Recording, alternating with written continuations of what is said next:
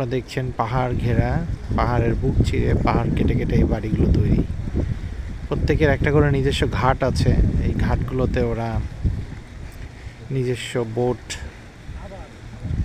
অথবা speed boat রাখে। ওরা একটু অবসর সময় পায়, ওরা এই নদীতে ওরা ঘুরে বেড়ায়।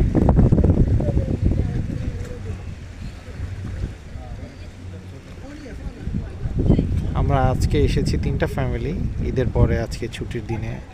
এখন দেখছেন এখানে ওনারা মাছ ধরছে। আমাদের টিমও আমরা 3টা বড়শি নিয়ে আসছি আজকে।